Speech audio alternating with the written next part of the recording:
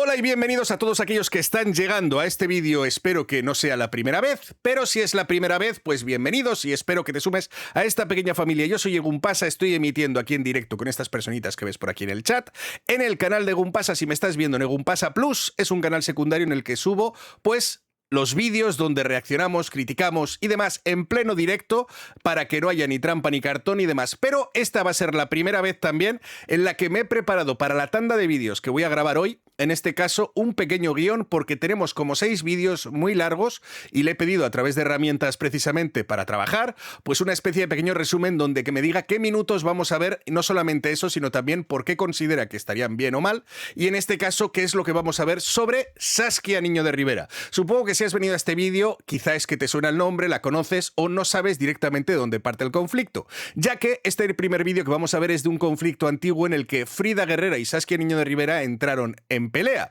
Cosa que a día de hoy es actual porque en 2026, hace tan solo menos de un mes, Saskia estaba haciendo unas declaraciones atacando a Frida por desmentirla sobre unos hechos en el caso de Mario Sáenz. La historia de ellas dos y de la rivalidad comienza precisamente por este caso, por el caso en el que Frida también pues salta exponencialmente, yo creo que al mundo más famoso, a pesar de que ya era seguramente conocida o activista o lo que fuera, pero en este caso, quiero decir, en su trayectoria anterior, pero este caso sobre todo le dio mucha fama. Y es aquel llamado el de las calcetitas rojas. Frida pues estuvo, como suele hacer en este caso, investigando sobre bebés, con fotografías, con bocetos directamente de dibujos para intentar preservar la imagen de estos niños, intentando identificar a bebés que muchas veces aparecen pues asesinados o muertos directamente en algunos sitios y que nadie sabe o reconoce de quiénes son, para intentar identificarlos e intentar esclarecer los casos donde a los niños pues no les sucedan estas cosas, ¿no? Y al final acabaron descubriendo pues a la madre, la asesina de su hija, y Saskia pues fue a entrevistarla en la cárcel. De estas cosas que le apetecen a Saskia, entrevistar a gente de la cárcel, pues dijo, supongo que este caso se había hecho viral, ¿por qué no vamos a entrevistar a la madre? Y una vez que ya pasó el tiempo, entiendo, estaba condenada y demás, o simplemente digamos que ya estaba en la cárcel cuando la fue a entrevistar, ¿sabes? No la entrevistó cuando todavía estaba fuera.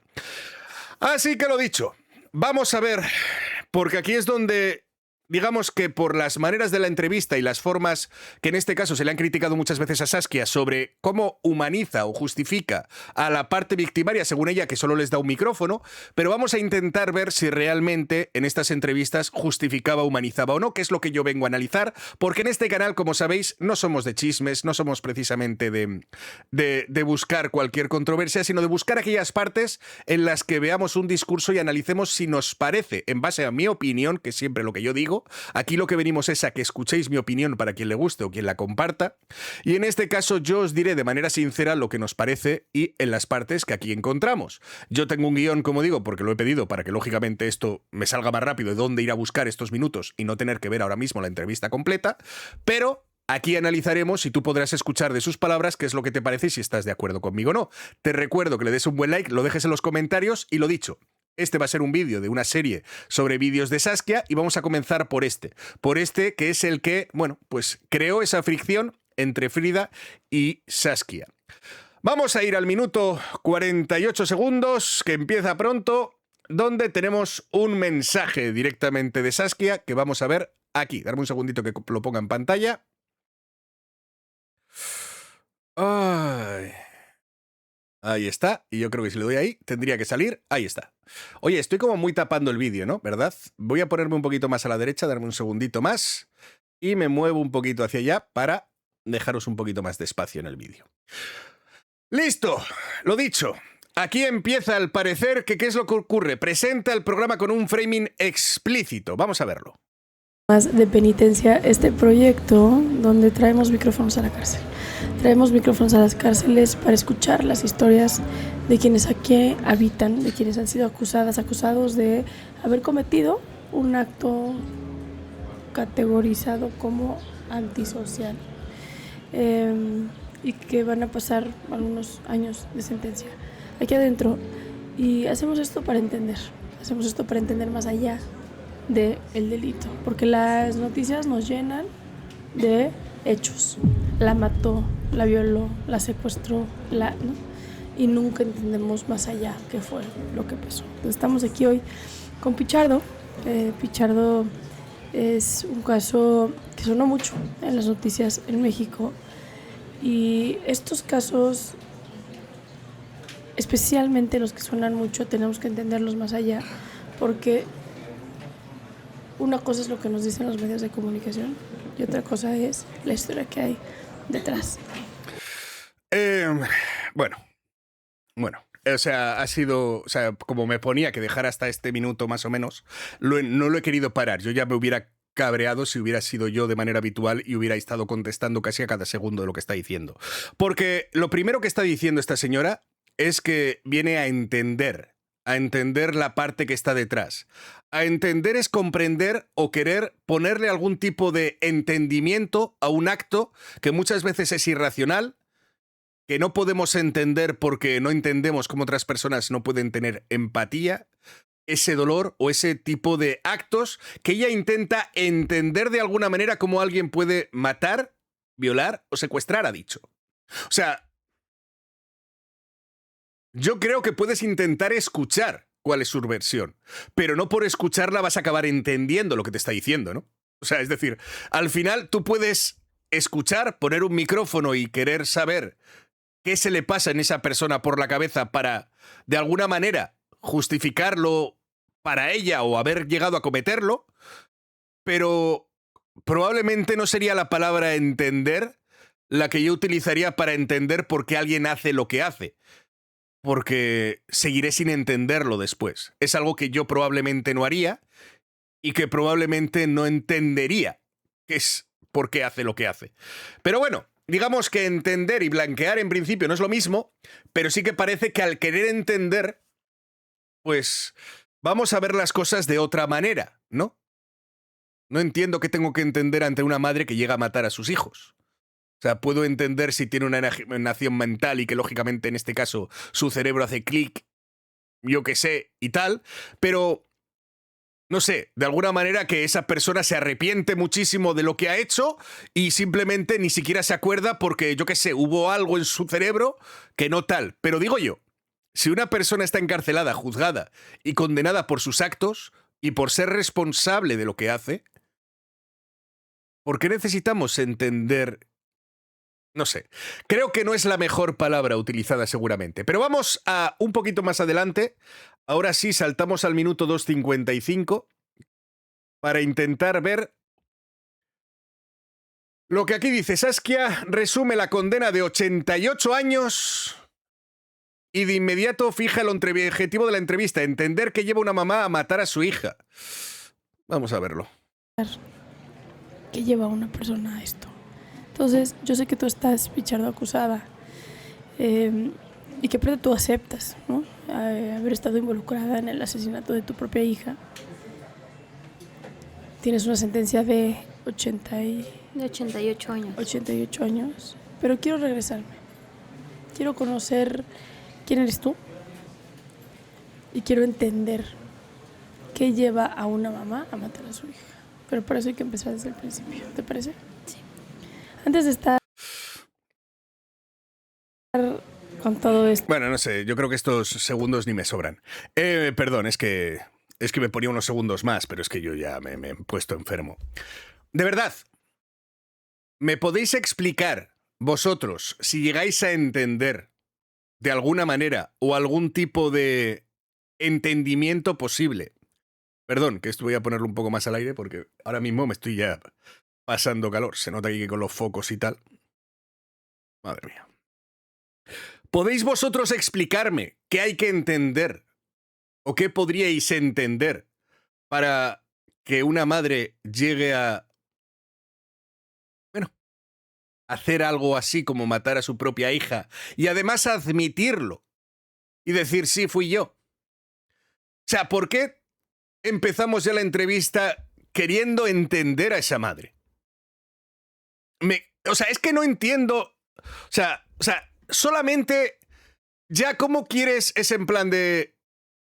Yo no sé, ¿sabes? Es en plan de... Es que una cuestión es que tú preguntes, una cuestión es que tú quieras saber por qué alguien haría lo que ha hecho, y otra cuestión es que intentes entender de alguna manera como que esto tiene alguna explicación detrás que necesitas entender, es que la palabra entender es como que te va a quedar claro cuando hables con ella. Y es como no te va a poder quedar claro porque no tiene ningún sentido.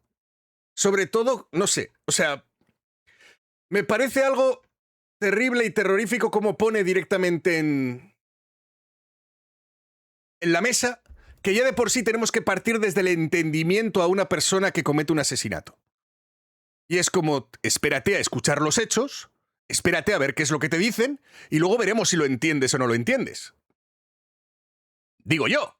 Pero cuando posicionamos ya al inicio del vídeo, vamos a escuchar las historias trágicas de estas pobres personas que están condenadas a 88 años por matar a su propia hija, pero no es que se dude sobre ello, es que además es aceptado por ella misma, como el del Beto que decía que también, que cuando saldría volvería a hacerlo, ¿sabes? Y que no se arrepentía de nada.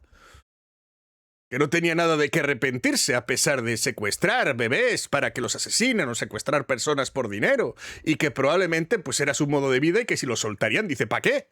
¿Para estar fuera y volver a hacer lo mismo? A ese hasta le compró regalos. Entonces, cuando me dicen que solo es poner un micrófono, creo que poner un micrófono también tiene una responsabilidad y sobre todo, una de las cosas que os quería decir que no os he dicho antes y que creo que es relevante en todo esto, es que ahora sé que esta señora es psicóloga. Es decir, precisamente la psicología creo que tendría que darle un entendimiento mayor sobre que el daño que genera en otras personas, sobre cómo tratar el dolor de las personas que se supone que va a hacer, o en este caso, cómo no tratar a algunas personas, porque también hay personas, como digo, con enfermedades mentales, con falta de empatía directamente y que son un peligro para la sociedad. Y entonces es como que viene con una categoría superior de conocimientos y de validación por ser psicóloga, que es como con más razón, ¿no? O sea, es como con más razón tú, siendo lo que eres. O sea, está claro que hay buenos y malos profesionales en todos los lados. Pero precisamente a ti, con más razón, habiendo estudiado lo que has estudiado y con los conocimientos que tienes, con más razón para hacer estas cosas de una manera diferente y saber el daño que puede ocasionar las palabras en otras personas, ¿no? Y que los discursos no son banales. Y que al final las palabras escogidas en una entrevista y demás probablemente también puedan dañar a otros y que cuando encima te los dicen, todavía te haces la digna y te dices, no, si yo solamente estoy poniendo un micrófono, pero no te escuchas. Vamos a ver lo que dice ahora la entrevistada, porque claro, esto está muy bien, pero si no sabemos lo que realmente ella dice o cuáles son las palabras, pues quizá no entenderemos el daño que esta señora hace. Y en estos minutos ahora lo que vamos a ver es a la señora confesando sus delitos, a la que tenemos que entender. Y nos vamos al minuto 13:47 para ello. Aquí. A drogarme. Cuando yo me libré de mi hija de Belén, empecé ¿Qué a edad drogar. tenías con tu hija más grande? Tenía 15 años. 15. A los 12 conocí la piedra y me llamó la atención, me gustó el efecto, la reacción. Y cuando yo me embarazo, dejé de drogarme, no lo hice durante mi embarazo. Cuando me alivió, empecé otra vez nuevamente a probar otra vez a drogarme. Y mi hija nunca estuvo conmigo. Mi hija se quedó con mi mamá. ¿Por qué? Porque yo era de esa idea de que yo no quería que a mis hijos les pasara lo mismo que a mí me había pasado, que sufrieran una violación o que sufrieran golpes. Yo no quería y desgraciadamente la situación cambió.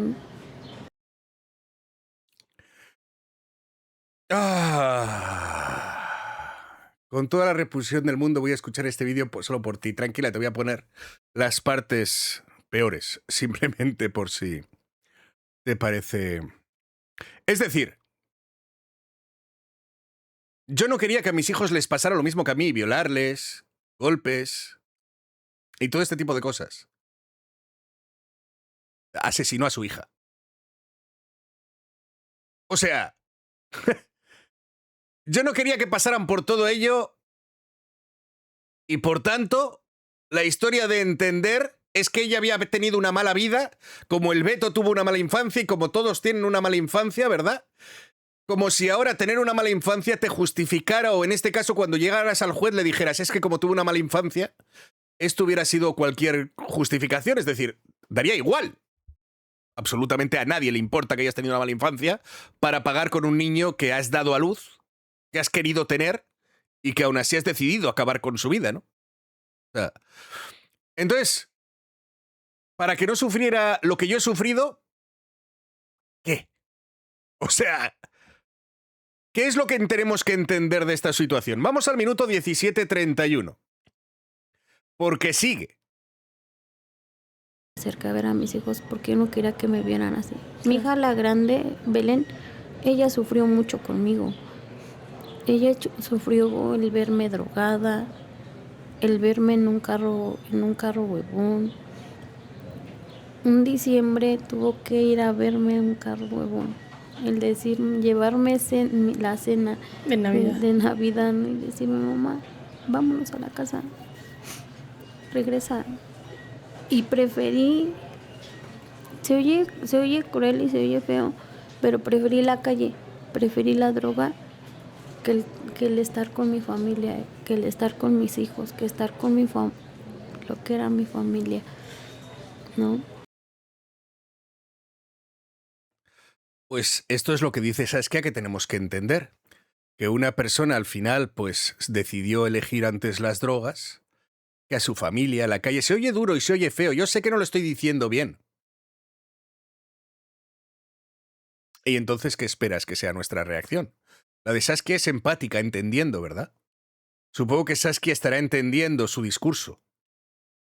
Diciendo que hasta sus hijos mayores también estaban teniendo que sufrir lo que esta señora hacía. Pero había que entenderla, ¿verdad? Había que entenderla. Cuando preguntaste todo esto de que la escucháramos para entenderla, se te olvidó preguntarle antes a ella si había que entender algo o no. Vamos a seguir porque hay otra parte unos segundos más adelante, pero ya no lo corto. Y así, pues, como son segundos, pues tampoco cambia tanto. Vamos a seguir escuchando. Entonces de ahí nunca me hice cargo de mis hijos. Siempre para mí fue más importante las drogas, ¿no? Las drogas, el desmadre, el coto, el andar cotorreando con la banda. O sea, todo ese tipo de cosas para mí fue más importante que mis hijos. Después de ahí, pues ya digo que salgo de aquí, encuentro, me dan a mi hija, porque mi hija no vivía con mi mamá. A mi hija de mi hermana Evelyn, la fue y la empeñó por 300 pesos. ¿A cuál de tus hijas? A Lupita, por la que vengo. Y Es que no sé si puedo aguantar hasta el minuto. O sea, me pone hasta el 19:30 que me aguante, pero yo no sé si puedo. O sea, yo no sé si puedo. O sea, acaba de decir que su hermana empeñó a su hija por 300 pesos. O sea,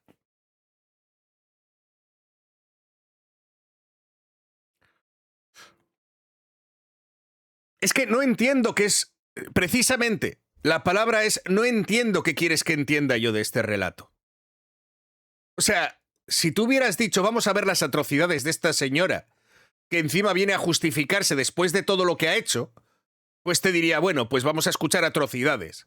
Pero cuando entras en un vídeo diciendo que hay que escuchar, que hay que entender, que vamos a comprender de alguna manera las justificaciones o la historia de estas señoras, que también dice que hasta la hermana empeñó un bebé.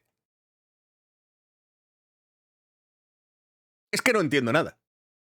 cuando yo salgo la primera vez de aquí... La empeñó, la vendió. Uh-huh. Porque ella también tenía problemas de adicciones. Sí, y ella Pero vendió a mi hija, ¿sabes? No a la suya, ni al... Cogió a mi hija a pesar de que su hermana tenía... Y esta le dijo, pues está bien, ala, venga. O sea, véndela por 300. ¿Y quién compra un bebé? Oh. Le gusta mucho la marihuana. O sea, Lupita vivía con tu mamá. Ah, es que le gustaba mucho la marihuana. Si le gustaba mucho la marihuana, ¿sabes? Si le gustaba mucho la marihuana, entonces era un dato relevante también para el caso. Y tu hermana fue por ella y se la llevó a empeñar. Cuando tenía 3 años. No, cuando tenía 11 meses. 11 meses. Ya de ahí, pues yo sí. 11 meses. 11 meses. Le molestaba demasiado el bebé ya también con 11 meses. Luego, recordar que este caso acabó un cadáver tirado, sin cara, sí, o sea, bueno, sin reconocimiento, sin que a nadie le importara cómo esta niña acabó, hasta que Frida cogió todo este caso y estuvo peleando por descubrir la identidad y buscar a la culpable, que esta señora está ahí, gracias a que Frida hizo el trabajo que hace, muchas veces con los bebés que acoge, y que intenta buscar quiénes son los que han tirado esos cuerpos.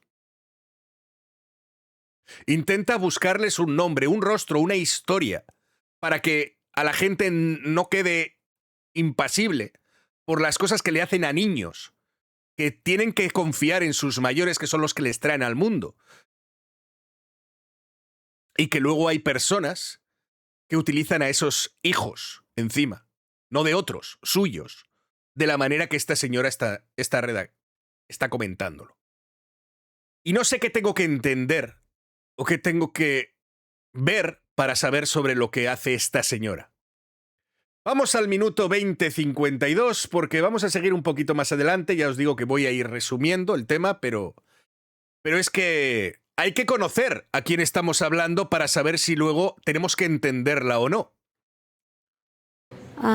Le cortaron el cabello, le cortaron el cabello de niño, le pintaron el cabello de rojo. O sea, ella ya sabía separar lo que era separar el cartón, el PET, o sea, todo ese, el plástico. O sea, y ella solita agarraba la escoba y se ponía a barrer y cosas así y decía, no, es que este va así, mamá. Mamushi, es que este va así. Y esto va así. No, ¿qué no sabes que esta de... Es que yo no sé lo que va a decir, pero tengo aquí las frases de las cosas que va a decir, ¿no? Entonces eso es lo que os he dicho en el guión de lo que está diciendo. Y a veces estoy leyendo y me estoy poniendo cardíaco, porque sé lo que va a venir y sé lo que voy a escuchar porque aquí lo dice. Y que en este caso esté hablando de su hija que ha asesinado con 3 años. Intentando... Es que me estoy poniendo malo. Que esté hablando de una niña de 3 años que quiere agradar a su madre separando la basura. Es terrorífico. ¡Uf! Me estoy poniendo malo de escucharlo esto.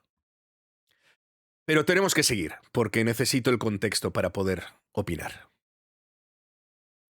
Vamos al minuto 25. Madre mía. Yo empiezo a vivir ahí con mi mamá Laura. Me salgo de vivir ahí, la casa de donde yo rentaba con Lupita, y la dejo. Porque empecé a drogarme otra vez. Y empezarte a drogar nuevamente otra vez con la piedra, con tan solo con que pruebes una piedra, un papel, una piedra, y es para que pues ya no sigas drogándote, no te importe lo que está pasando a tu alrededor. Entonces de ahí yo voy y se la dejo a mi mamá Chela y le digo, ten, le digo, aquí está la niña, le digo, ahorita vengo. Me dice, ¿a dónde vas? Le digo, es que voy a ir a lavar el puesto de Don Mane ahí en el mercado. Me habló y me dijo que fuera. Y no, o sea, no me había hablado él, me habló un amigo y me dice, ¿qué? Así, ¿cómo estás? Le digo, pues ahí vas, pues vámonos a cotorrear.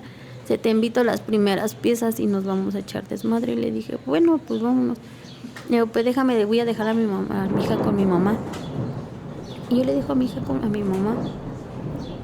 De ahí, yo le empiezo a dejar, se la dejé a mi mamá. Y es cuando yo me junto con Pablo, con mi causa, con el que...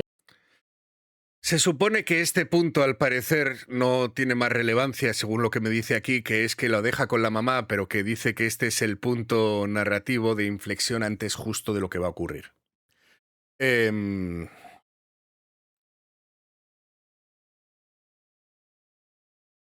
Vamos a seguir.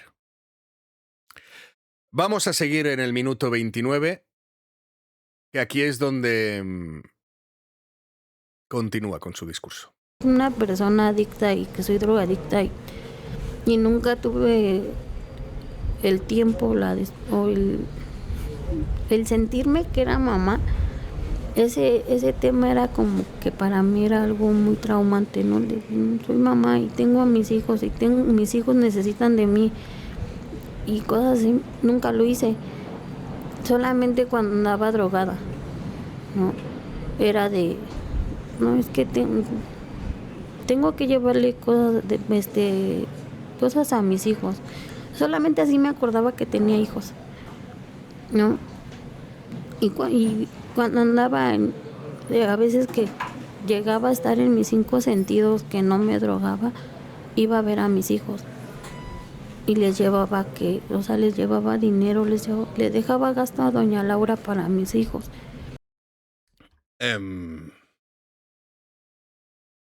Lo dicho. Dicho por ella, solo se acordaba de sus hijos cuando estaba drogada. Bueno, pues después de todo lo que acabamos de escuchar, y que a mí ha habido un momento en el que se me ha puesto un nudo en la garganta que me estaba costando hasta hablar, la verdad, no os voy a decir que no. Coge Saskia, después de todo lo que acabamos de escuchar, y lo que dice, y lo que vamos a escuchar, es lo que... Escúchalo tú. Los niños, como lo dije al principio, ¿no? Que sufren violencia de sus propias madres, incluso. Tú tienes una sentencia grande, pero tu pareja, Pablo, tiene una sentencia aún más grande. Sí. En los medios de comunicación, el culpable es él. Sí. Tú también, pero él. Él más. Cuando es al revés. ¿No? Y también hasta ese sentido me parece interesante que lo estemos platicando porque automáticamente las mujeres no somos violentas. Los que son violentos son los hombres.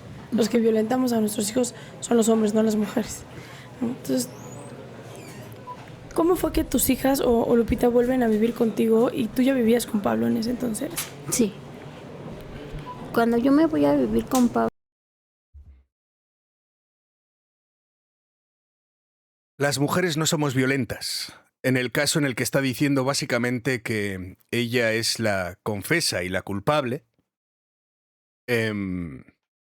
sin embargo se pone a señalar que en este caso son los hombres los que son señalados de violencia y que en los medios de comunicación el culpable es él, a pesar de que ella sí es la culpable y además artífice, y lo confiesa en un vídeo. Pero sin embargo a Saskia, de alguna manera, se le pone a decir que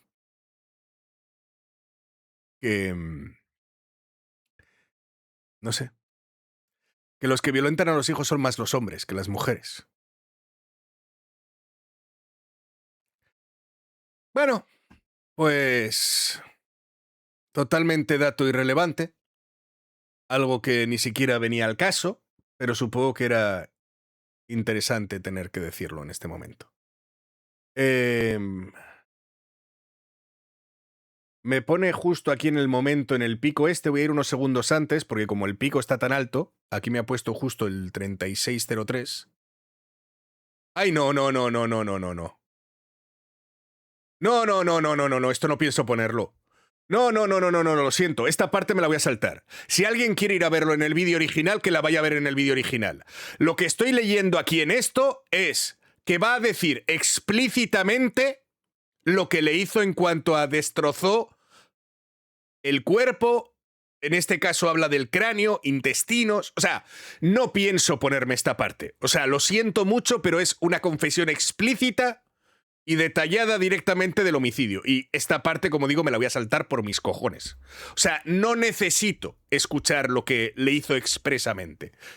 Cuando acabo de ver de qué iba, menos mal que lo acabo de leer antes, porque de verdad no quiero tener que escuchar esa parte. Lo siento mucho si alguien la quiere, como digo, está en el minuto 36 si alguien tiene el morbo de ir a escucharla, ¿vale? Pero yo, personalmente, yo sabiendo que está ahí, me la voy a saltar. La he leído y me ha sido más que suficiente para saber que no quiero reproducir esa parte aquí. Lo siento, no estoy tan morboso ahora mismo sabiendo lo que va a decir. Menos mal que la he leído. Vamos a ver la siguiente parte que dice que solo empezó a recordar el crimen cuando ya estaba presa. Supongo que cuestión de las drogas. Cuando yo empiezo a recordar las cosas es cuando yo ya estoy dentro de la cárcel, cuando ya se me empieza a bajar las drogas, cuando ya empiezo a no andar drogada, cuando empiezo a tener audiencias. Y en la primera audiencia que tengo me empiezan a decir Todo lo que había pasado. todo lo que había pasado. Después empiezan a venir los peritos y empiezan a traer las fotos. Y cuando me empiezan a mostrar las fotos, la primera foto que me muestran es donde encontramos. No quiero saber lo que te enseñan por si acaso, porque había acabado en el minuto 39:08 y creo que lo voy a dejar ahí. Más que nada porque no quiero saber específicamente la foto que te enseñaron, eso no me lo ponía y prefiero no saberlo. Pero lo que sí que me parece interesante es... Gracias, Rebeca Guzmán, por la donación. Lo que sí que me parece relevante en este caso es la memoria selectiva, ¿verdad?, de esta señora. Porque acaba de decir que se acordaba de cuando, pues, estaba drogada, las niñas le pedían directamente tal, estaba recordando incluso cosas de la infancia y de, bueno, de diferentes situaciones. Pero qué curioso que de algo tan atroz como, en este caso, lo que haces a tu propia hija, con tanto detalle y demás, de pronto justo ese momento se le olvida y empieza a recordarlo solo cuando le enseñan las fotos. A mí, es lo que os digo muchas veces. En estos relatos también las personas, pues a pesar de ser confesas, intentan venderse como no estaban mis cabales, porque necesitan una defensa también jurídica, porque les explican que quizá pues, pueden defender de que estaban bajo la influencia de las drogas, y ellos se acaban incluso autoconvenciendo, algunos o otros son tan jetas que básicamente simplemente te mienten a la cara para manipularte, porque esto es algo que también hay en la psicología de muchas personas con ciertas patologías, ¿no? Que están por la manipulación, el narcisismo, el querer controlar el relato y el parecer los buenos de la historia muchas veces, ¿no? Pero es curioso también como dato esta memoria selectiva donde se acordaba de muchos episodios de su infancia y de todo lo que sufrió, incluso de temas graves como violaciones y como cosas así que había pasado, pero este hecho traumático en sí de todos los demás que recordaba, este justo se lo había olvidado, por lo que fuera. Independientemente, igual que yo digo que tendrá que rever todo lo que haya habido...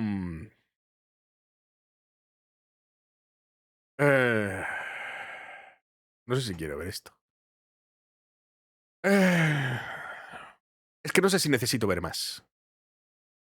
Estoy viendo los siguientes fragmentos y hablan de cuando, pues, confiesa haberla pegado, confiesa haberla hecho daño, o sea, y haberla acabado con su vida.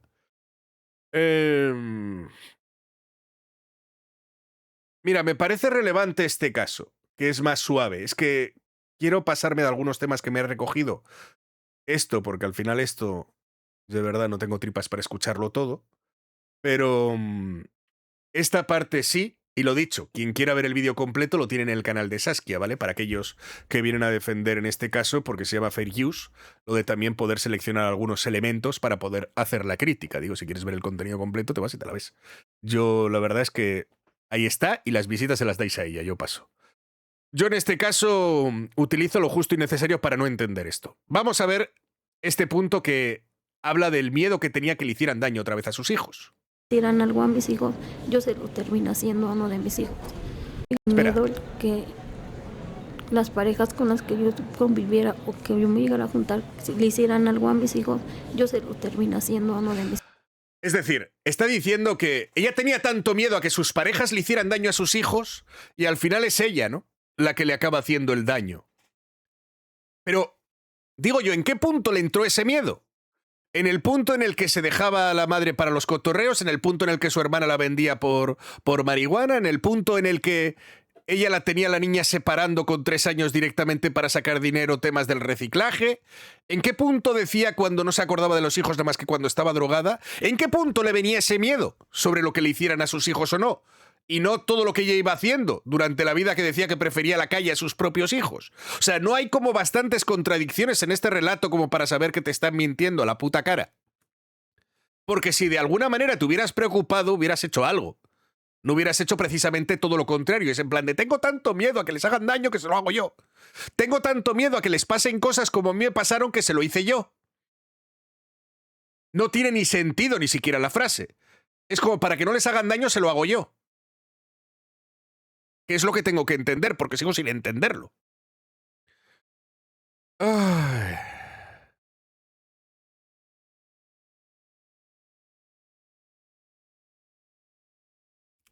Y esta parte, no sé dónde está exactamente porque me pone 3 minutos.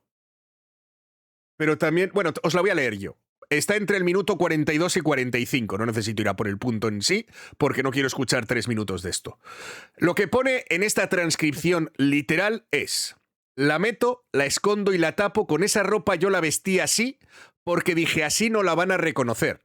Con esa ropa nadie la ha visto y con esa cobijita nadie la ha visto. Me da como 3 minutos de margen, pero si queréis os digo exacto en el minuto donde lo busco en la transcripción. Y cobijita. Es en el minuto exactamente 43,23, ¿vale? Donde dice lo de la cobijita. Entonces, digo para que quede constancia si alguien quiere comprobar de lo que aquí digo, lógicamente está basado en el vídeo en sí. La cuestión es que entonces aquí admite que del hecho del que no recordaba y del que no sabía nada hasta que le enseñan las fotografías, pero luego habla de una planificación, de hasta escoger la ropa y todo lo que le puso a la hora de deshacerse del cuerpo, del cual, pues, bueno, era para que nadie la reconociera y que nadie supiera quién era. Es decir, había una planificación previa tal después del acto en sí, no parecía muy enajenada para haberse olvidado del tema, que hasta planificaba la ropa que ponerla para que no fuera reconocida y no supieran quién era. Entonces, vale.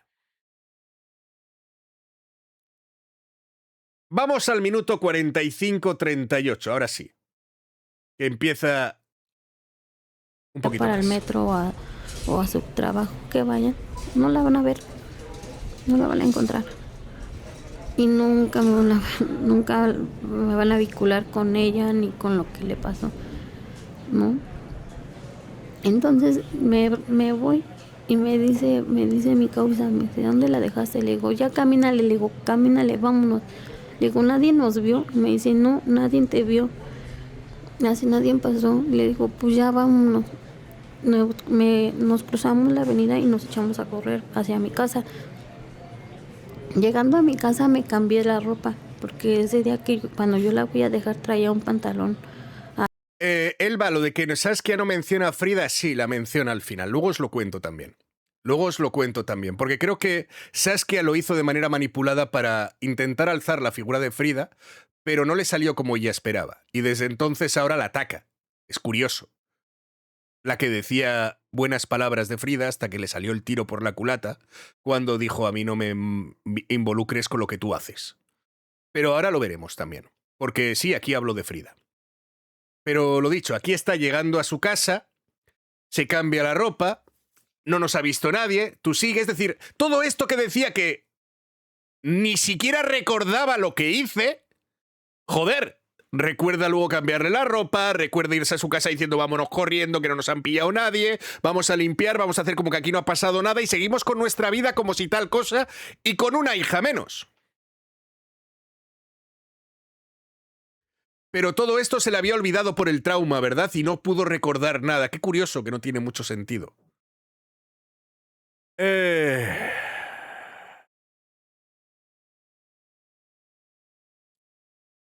Vamos a ver el minuto 46:39, que es donde habla Saskia. Y a ver qué es lo que dice. Al otro día se presenta mi suegra. Que fue un acto bastante egoísta, ¿no? Hay que decirlo. El no pensar en llevarle automáticamente al hospital o cualquier cosa con la esperanza de que siguiera viva. No estoy diciendo que siguiera viva, pero con la esperanza de, un poco como Pablo lo estaba diciendo, a llegar y ver dónde no te van a cachar y demás. Está fuerte ese pensamiento, ¿no? Sí, en ese momento. Es un acto bastante egoísta, ¿eh? Eso de haber hecho lo que has hecho y luego no llevarla al hospital a ver si todavía podían salvarla. Igual te has pasado un poco no llevándola al hospital, ¿no?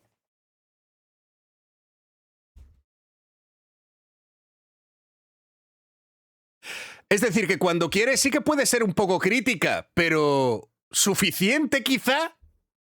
Es decir, si ella quisiera podría criticarle quizá por un poco más, ¿no? Pero a ver cómo lo entiendes.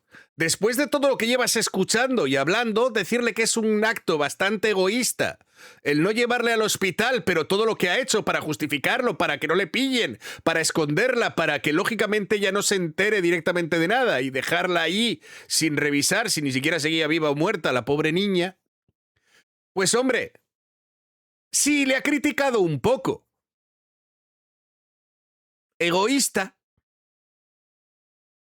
No sé si es la palabra que yo habría escogido precisamente. Pero entonces tienes el poder de criticar a tus entrevistados y seguir haciendo la entrevista, ¿verdad? Digo, no es necesario entender todo lo que había que entender de esta entrevista. Porque al final es lo que suena raro, ¿no? Que quisiéramos entender todo esto. Pero bueno. Vamos al minuto 47. Sí, es justo aquí.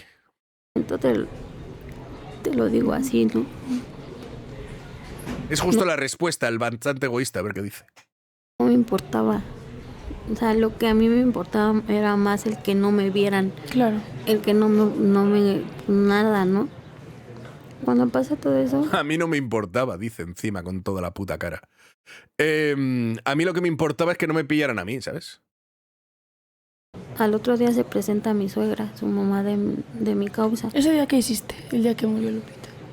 El día que murió Lupita, ese día no me drogué. Estaba en mis 5 sentidos. No me drogué. Puta madre que me parió, colega. O sea, ese día que justo estabas en tus 5 sentidos es el que se te olvida hasta que te presentan las fotos. O sea, y ahora dices que estabas en tus 5 sentidos sabiéndolo todo. Que no puedes ni siquiera justificar el acto en base a las drogas. Y aún así, ese día estabas con los 5 sentidos. O sea, que podías incluso decidir cuándo hacerlo y cuándo no. Y lo hiciste conscientemente para un acto como esto. Y luego decías que no te acordabas justo de este momento en el que estabas lúcida. No me toques los cojones. Todo ese día porque todavía sentía la ira, estaba cegada. Porque ahorita que ya estoy en este lugar y que voy a un grupo de alcohólicos anónimos dentro de aquí de la cárcel, no sé, a mí me han ayudado el que la ira también te hace que explotes y ya no te des cuenta de lo que hiciste, Sí, ¿no? también No, qué manera de justificar de no, es que, claro, es que la ira no, o sea, no te hace porque no sabes lo que estabas haciendo en ese momento, ¿no? No es solamente las drogas, era también la ira y demás, te ciega. Claro, o sea, tú vete a decirle precisamente a alguien, es en plan de no, es que estaba tan enfadado de ira que la maté y entonces, claro, o sea, es que, de verdad, o sea, han dicho que puede pasar, ¿verdad? O sea, no es cosa mía. a dormir. Ya no dormir y ya no te des cuenta de lo que hiciste, Sí, ¿no? también no dormir. Ya no dormir, ¿no? También no dormir, sí. No dormir también es una justificación para... Madre mía, la madre que la parió, vaya comentario que hace. Sí, también no dormir te puede causar este tipo de reacciones, dices.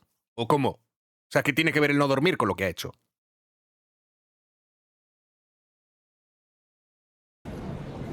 Entonces empecé a hacer eso. Y cuando ya se presenta mi suegra, nos pregunta por la niña. El día que... Sí, sé que todos os habéis fijado en ese dato, ¿no? El día de que murió como si fuera muerte natural, ¿no? Porque no va a decir que en este caso el día que la maté. Además, lógicamente, siempre es mejor verlo desde una perspectiva desde fuera, ¿no? Para no reconocer el hecho. Y yo le contesto y le digo, no, le digo, es que la niña se la llevó su papá. Toda mi familia sabía que mi hija se la había llevado a su papá. Y que su papá la tenía y que su papá la tenía. O sea, no sabían lo que había pasado en realidad con la niña. Y le digo a mi suegra, ¿no? Pues que su papá nos encontró ahí en Pantitlán, me la quitó y se la llevó. Luego hasta me pegó, porque hasta me fue, o sea, justificó, se inventó directamente que la habían golpeado, se inventó de todo una historia para que no la pillaran. Pero había que entenderla. Estaba lúcida ese día. ¿Cómo es uno cuando una persona que es drogadicta, bien astuta, ¿no? Y el plan lo haces perfecto para que no sospechen de ti. Oh, me estoy poniendo malo. Cuando una persona es drogadicta es bien astuta y el plan lo haces perfecto, ¿eh? O sea, hasta se enorgullece de ser un plan perfecto, sin ninguna fisura, ¿eh? Porque claro, cuando una persona lo es, se le ocurra mucho, ¿verdad? Para que no... Bueno, que en este caso digamos que sabía perfectamente lo que hacía y además lo admite y lo dice. Y aún así, ¿cómo se declara? Y entonces de ahí empiezo, mi suegra, ¿estás segura? Sí, suegra, se la llevó. ¿Y cuándo le vas a hablar al papá de tu hija para que yo pueda hablar con la niña? No, es que no me dejó ningún número de teléfono. ¿Y en dónde vive? No me dijo en dónde vivía. A mi familia lo mismo le dije. A mi familia lo mismo, que se la había llevado su papá, que la tenía su papá y que yo no sabía nada de ella. Hasta la fecha mi familia sabe que yo no cometí el delito. ¿A la fecha? Aún a la fecha saben que yo no lo cometí. A la fecha saben que yo no lo cometí, lo dice como si fuera cierto. Yo me declaré inocente. Ante el juez, todos me declaré yo inocente. Nunca... Como todos, ¿verdad? Todos se declaran inocente ante las instituciones, los jueces y demás, y luego, claro, es que si no lo hacemos los casos públicos, si lógicamente no metemos gente en las historias, seguramente estarán siendo manipulados y estará viendo, pues, si no hay una confesión, quiere decir que las personas que se declaran inocentes no mienten, ¿verdad? Como ahorita te lo estoy platicando, nunca dije que yo lo hice, que yo cometí el delito. No. Es curioso que ahora lo estés confesando en este podcast de la manera que lo estás haciendo, justificando, hablando de las drogas, del daño que te causó, de la historia, es decir, como queriendo, de alguna manera, que se te vea una parte voluble o buena en estas entrevistas por las cosas que has hecho o cometido,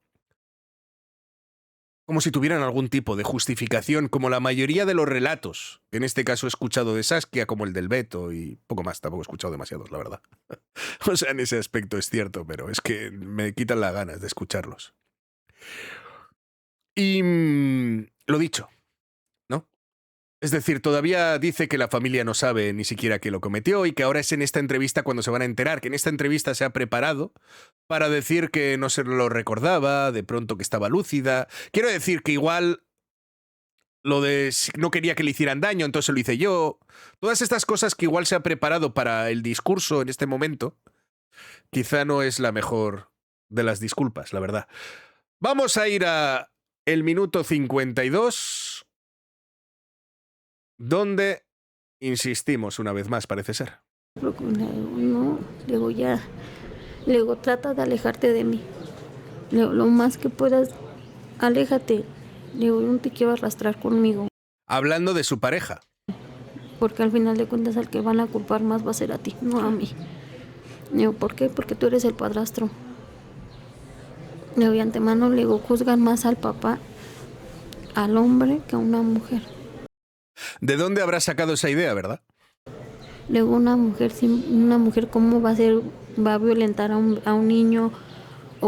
Aunque realmente en la sociedad actual creo que esta parte a veces es cierta, donde se cree que una madre no podría hacer algo así atroz a su hijo, porque tampoco es que sea lo común, ¿verdad?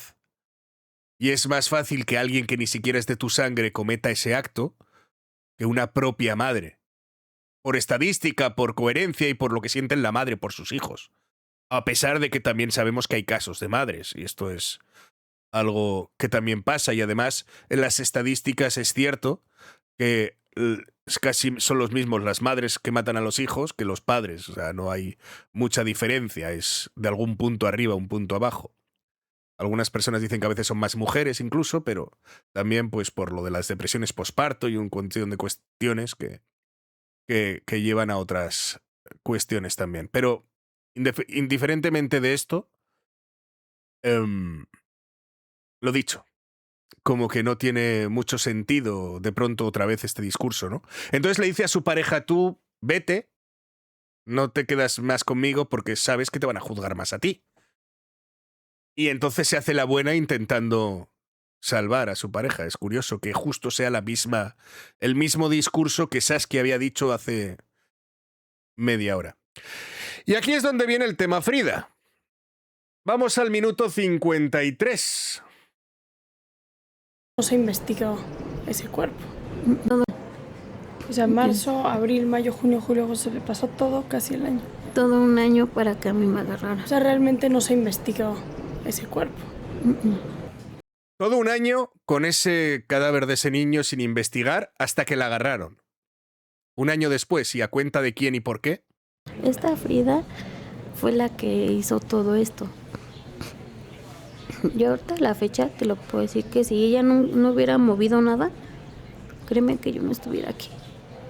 Y ahora entendéis por qué la canción de Gracias Frida, ¿verdad?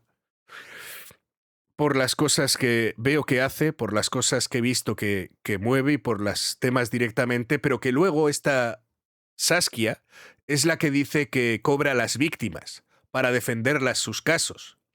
Quiero saber quién pagó a Frida para defender a un bebé muerto cuando sus padres eran los...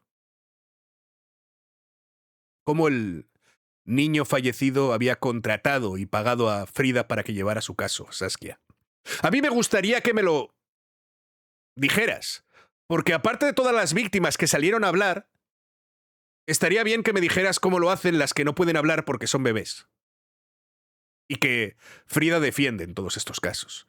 A mí me gustaría que en algún momento no salgas huyendo y que me defiendas esto, porque a sabiendas de todo esto y de este podcast que tú misma hiciste, sabes precisamente cómo funcionaba. Sin embargo, aún así decidiste mentir y atacar porque señalas datos que no son ciertos. A mí me gustaría saber cómo puedes justificar todas estas cosas y no cómo sales huyendo después de que te lo señalan, te callan la boca y aún así no dices nada.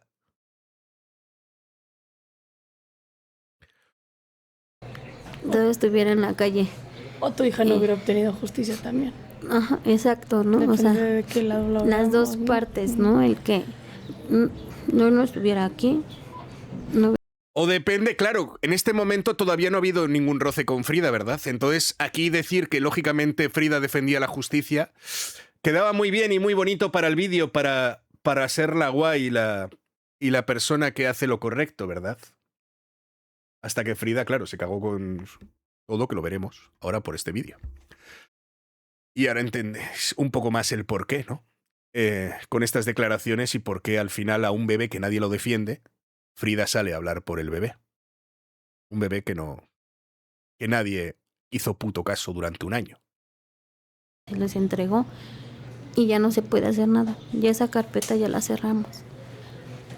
Y entonces Frida aconseja a mi hermana Marina que reabrieran el caso, que reabrieran la carpeta.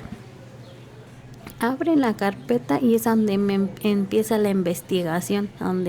O sea que básicamente Frida, acompañando y aconsejando a las hermanas que buscaban precisamente toda esta historia, es cuando reabren este caso y cuando consiguen identificarla, porque a cuenta de esos retratos que les hacía un dibujante sobre la niña, es cuando aparece y la familia, la hermana, o en este caso la reconocen, y que son las tías de la niña. Y es entonces cuando Frida les aconseja reabrir el caso para que lógicamente se haga justicia, cuando la fiscalía ya había dado carpetazo a este tema.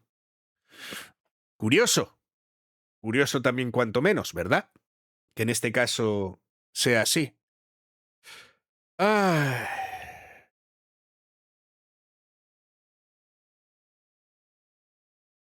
Esto me da igual, no tiene nada que ver con el tema, este tema me lo voy a saltar. Y ahora vamos al minuto 1:07, que es la parte de Saskia. Estaba ahí, o sea, al pie del cañón ahí. Es que fue un caso muy simbólico. Fue muy... Aparte muy que fue sonoro. una locura, fue un caso muy simbólico ante el feminicidio que vivimos en México, ¿no? Ujú. La violencia intrafamiliar, la violencia hacia niños, hacia niñas.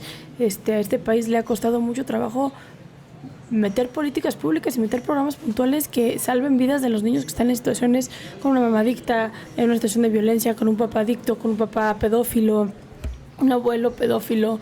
Y creo que el caso de Lupita fue especialmente simbólico porque Lupita representa no nada más su vida como una niña que tiene todo el derecho de vivir, pero su esencia simboliza el de todos esos niños y niñas que son asesinados todos los días en México, especialmente las niñas, ¿no? Que aparte sufren violencia sexual, que aparte vienen de muchos años de maltrato, de negligencia, etcétera. Y creo que eso, tú mencionas mucho. Lo dicho, un caso muy simbólico. Un caso muy simbólico y se lo dice directamente a la madre que está confesando directamente que lo ha hecho. Tu caso es muy simbólico, ¿eh? Tu caso directamente es una cosa de violencia en México que lógicamente estás confesando que has hecho con toda la desfachatez delante mío, pero esto es el símbolo de la lucha en México. Claro que sí. Gracias, Tuki, por la donación.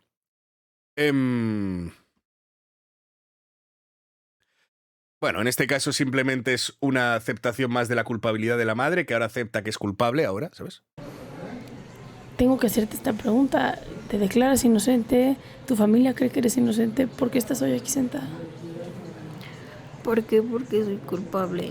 Te lo puedo decir. Hoy en día, sí soy culpable. Acepto. Claro, acepta después de que se ha declarado inocente contra el juez y no le ha salido bien, ¿verdad? Acepto el delito que cometí. Acepto todo. Lo acepta ahora que le han pillado, ahora que Frida directamente consiguió llevarla directamente a donde está, ahora lo acepta. Antes mentía a la familia, mentía al juez diciendo que ella era inocente, decía a la familia que estaba con el papá, todo esto no lo aceptaba en su momento. Se libró durante un año hasta que la pillaron, pero ahora sí, ahora lo acepta. Ahora ya que no le queda otra, y en este caso hay todas las pruebas en su contra, ahora lo acepta, pues no sé, como si esto fuera relevante, pero vamos a escuchar qué más dice. Te voy a decir una cosa, como nos dicen en Alcohólicos Anónimos, ¿no? Ya no eres culpable, eres responsable de tus actos. Exacto. Tus actos traen consecuencias y las consecuencias las estás pagando aquí. Te cambió la semblanza Y de hace unos minutos para ahorita, tengo que decirte. Y hoy en día sí soy culpable, pero más que eso, la droga fue la que me trastornó. La droga no me hizo la mejor mamá, la mejor ser humano, la mejor persona, la mejor.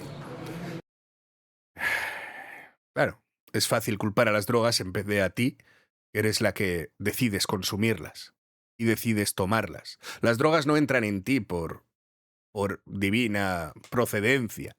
Tú decides tomar esas drogas, tú eres al final consecuente con los actos que cometes después por el consumo de esas drogas al que te has sometido voluntariamente y al que has seguido directamente consumiendo. Por tanto, no es culpa de las drogas, tú las dejas encima de la mesa y no hacen nada.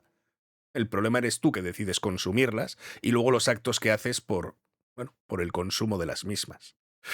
Pero es más fácil decir que las culpas es de un objeto inanimado que simplemente te trastorna y ya está, ¿no? Es mucho más fácil la justificación. Él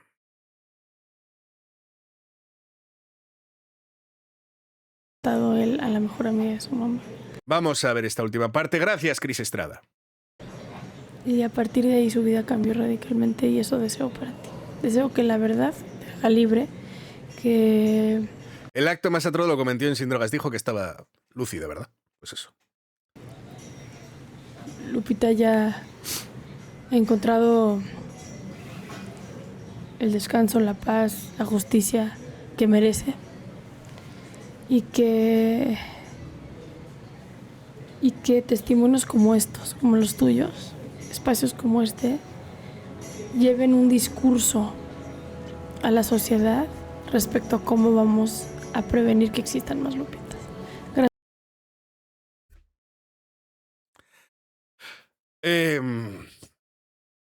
Espero que Lupita haya encontrado la paz y el descanso.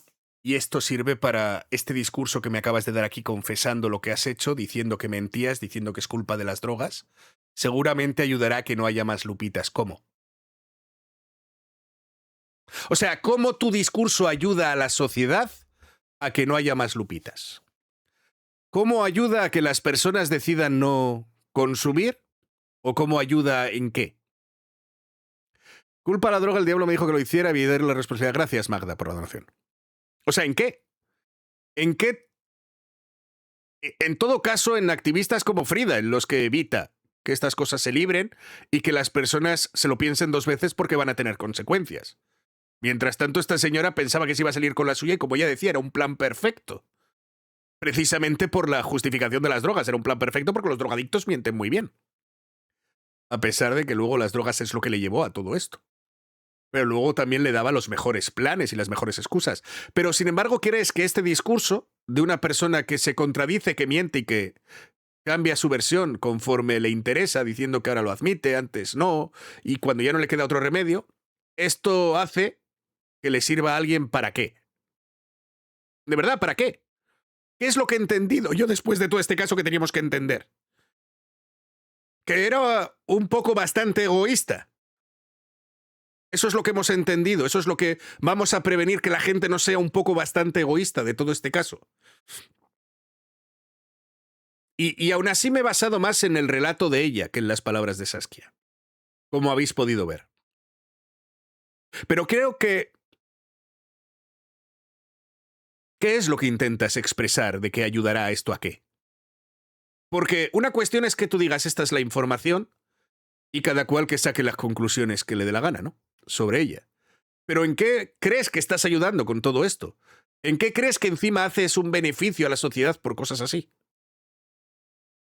O sea, porque yo entiendo que una persona que igual se mueve por el morbo, pues al final sabe que se mueve por el morbo, igual pues no beneficia en nada más que en el entretenimiento y en el morbo macabro de que algunas personas tienen, pues en ver, saber de los casos o de las cosas más terribles. Por eso el true crime también se vende muy bien en YouTube, sobre los casos, los análisis y todas estas movidas, pero no intentan decir que con esto ayudan a la sociedad. Sin embargo, tú tienes la desfachatez de decir que así puedes prevenir que no haya otras Lupitas. ¿En cuestión de qué? ¿En cuestión de qué estás previniendo nada y entendiendo nada? ¿De que hay gente chunga en el mundo? Ya lo sabemos. O sea, eso no hace falta que me venga Saskia a decirme que hay gente mala en el mundo y que sufren atrocidades y que hay personas directamente perturbadas o que las drogas son malísimas. Esto lo sabía yo antes de ver el vídeo. ¿En qué me ha aportado el vídeo? ¿En qué me ha prevenido? ¿En qué he tenido que entender? No hay un relato, ni una crítica, ni absolutamente nada más allá de lo que he visto del bastante egoísta. Pero sin embargo dices que ayuda a prevenir. Con todos los cojones. O varios, como quiera verlo. Lo dicho.